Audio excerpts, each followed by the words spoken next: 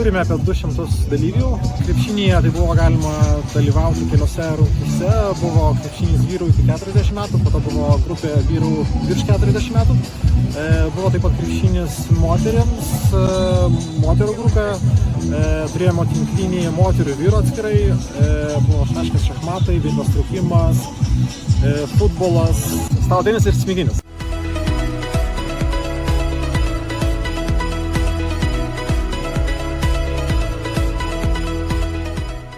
Kiekvienais metais mes jau turim tokią tradiciją, kad futbolininkai ir krepšininkai visada važiuoja.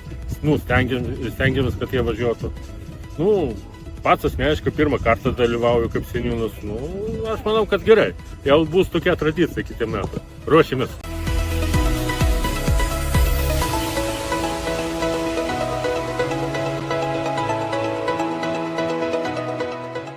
Dalyvaujam jau daug metų ir čia yra mums įspūdinga, nes mes mylim savo kaimuką, Sudervę ir mes norim visą laiką įrodyti visą tą gyvenimą, kad mūsų seniai yra labai stipri, stengiamės daryti, kad jinai būtų kuo geriausia ir visi žinotų, kad yra Sudervė.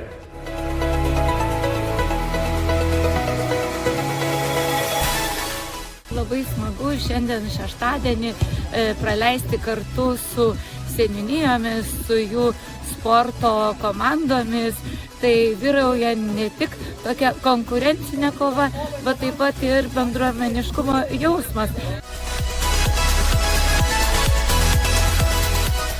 Seniūnijos žaidynės, Vilniaus rajono seniūnijos žaidynės, tai yra jau eilinį kartą vykdomos ir mes rungtyniaujame, kad išaiškinti stipriausius Vilniaus rajono seniūnijos atskirose sporto šakose, kurie po to dalyvaus, atstovaus Vilniaus rajoną zoninėse arba finalinėse Lietuvos seniūnijų žaidynėse.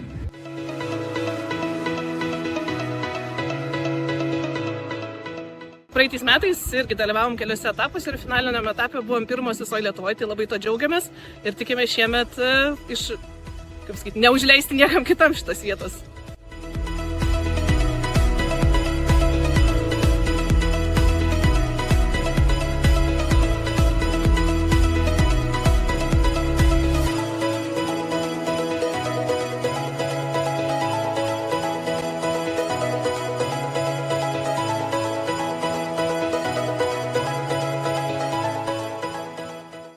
Energija, geras jausmas, kai laimi arba pralaimi, pamokas dar kažkas, nežinau, tiesiog mėgstu sportuoti visur, visada viską taip.